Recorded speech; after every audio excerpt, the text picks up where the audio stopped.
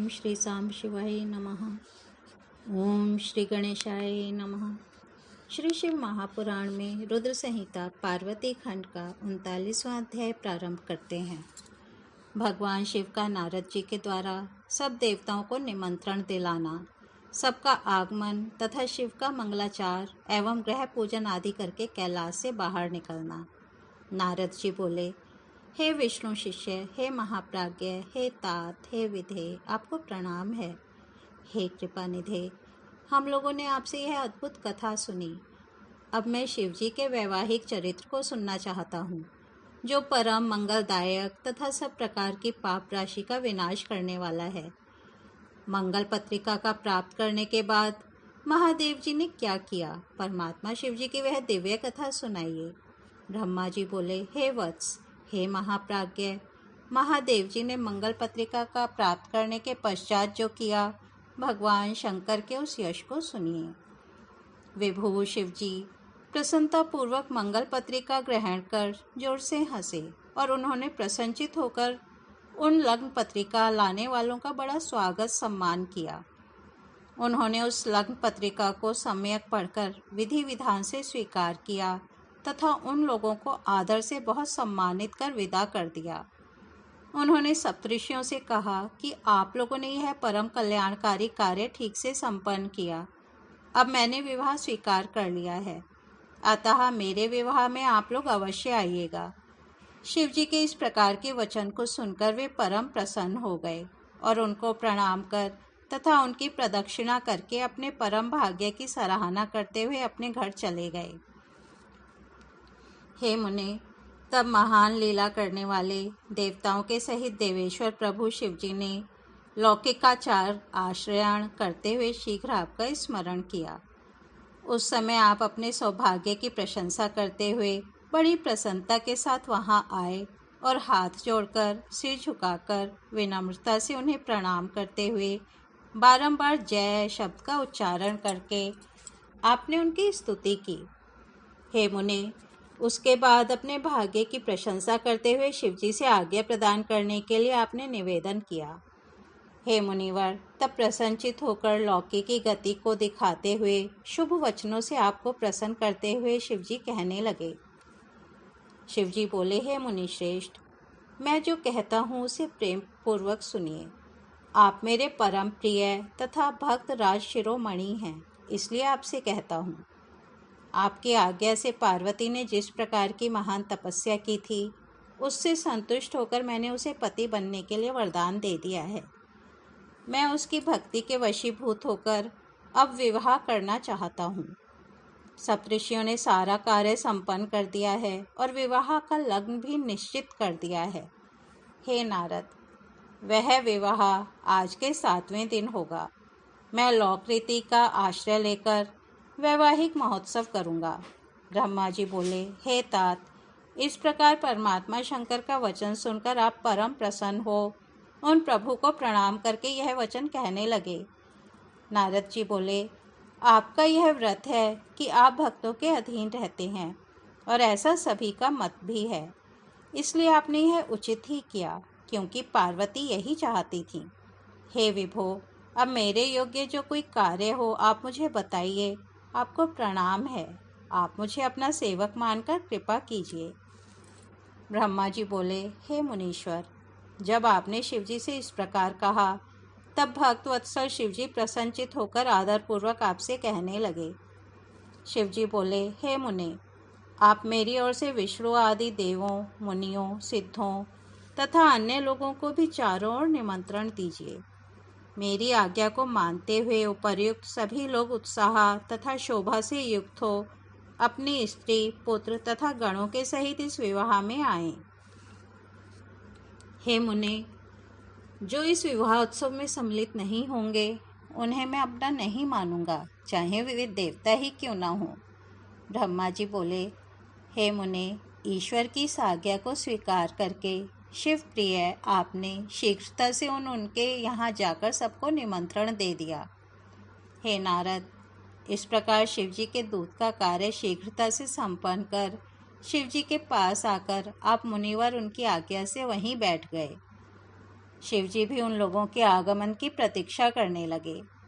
उनके गण सभी जगह नृत्य गान पूर्वक उत्सव करने लगे।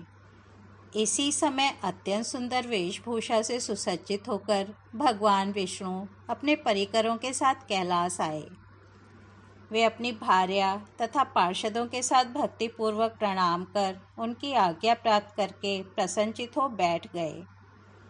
उसके बाद मैं भी अपने गणों के साथ प्रसन्नतापूर्वक कैलाश पर्वत पर गया और प्रभु को प्रणाम करके अपने गणों सहित आनंदित हो बैठ गया। इंद्र आदि लोकपाल भी अपनी पत्नियों तथा सेवकों के सहित नाना प्रकार के अलंकारों से अलंकृत हो उत्सव मनाते हुए वहां आए। इसी प्रकार निमंत्रित मुनि, नाग, सिद्ध तथा उपदेव एवं अन्य दूसरे लोग भी वहां आए। उस समय महेश्वर ने वहां आए उन सभी देवता आदि का प्रसन्नता से पृथक पृथक सत्कार किया। उस समय कैलाश पर देवी स्त्रियों ने यथा योग्य नृत्य आदि करना प्रारंभ कर दिया तथा वहां अद्भुत एवं महान उत्सव होने लगा। हे मुने, इसी समय जो विष्णु आदि देवगण शिव के यहाँ आए हुए थे, वे सब शिव की वर यात्रा की तैयारी कराने के लिए प्रसन्नता से निवास करने लगे। उस समय शिवजी की आज्ञा से आए हुए सभी लोग शिवजी के कार्य को यह मेरा ही कार्य है ऐसा समझकर शिव की सेवा करने लगे। सप्त मातृकाओं ने शिवजी के विवाह का दूल्हा वेश बड़े प्रेम से शिवजी के अनुरूप सजाया। हे मुनि श्रेष्ठ, परमेश्वर प्रभु की इच्छा से ही उनके स्वाभाविक वेश को भूषणों से सजाया गया। सप्त मातृकाओं ने मुकुट के स्थान पर चंद्रमा को बांध दिया। उनके ललाट में रहने वाला तीसरा नेत्र तिलक रूप से शोभित किया गया। हे मुने, नाना रत्नों से देदीप्यमान दो सर्प दोनों कानों को अलंकृत करने वाले कुंडल के रूप में शोभित हुए। उनके अंग में निवास करने वाले अन्य सर्प अनेक रत्नों से युक्त आभूषणों के समान सुशोभित हुए। उनके शरीर में लगी हुई विभूति चंदन आदि पदार्थों से उत्पन्न उत्तम अंगराग हो गया। उनका परम सुंदर गजचर्म दिव्य दुकोल के समान हो गया। उस समय शिवजी का ऐसा सुंदर रूप हो गया जो अवर्णनीय था। वे साक्षात ईश्वर हैं, अतः उन्होंने सभी ऐश्वर्य धारण कर लिया था। उस समय सभी देवता, दानव, नाग, पन्नग, अप्सराएं तथा महर्षिगण उत्सव से युक्त होकर शिवजी के समीप जाकर प्रसन्न हो कहने लगे। सभी लोग कहने लगे, हे महादेव, हे महेश्वर, हिमालय पुत्री महादेवी पार्वती से विवाह करने के लिए आप हम सभी के साथ कृपा पूर्वक प्रस्थान करें। तदुपरांत शिव तत्व को जानने के कारण प्रसन्नचित वाले विष्णु ने भक्ति पूर्वक शिवजी को प्रणाम कर उस प्रस्ताव के अनुरूप कहना प्रारंभ किया। विष्णु बोले, हे देवदेव, हे महादेव, हे शरणागत वत्सल, आप अपने भक्तों का मनोरथ पूर्ण करने वाले हैं, अतः हे प्रभो मेरा निवेदन सुने। हे शंभो, हे शंकर, आप ग्रह सूत्र की विधि से गिरीश सुता देवी पार्वती के साथ अपने विवाह का कर्म कीजिए। हे हर, यदि आप ग्रह सूत्र की विधि से विवाह कर्म करेंगे तो सारे लोक में इसी प्रकार से विवाह की विधि प्रसिद्ध हो जाएगी।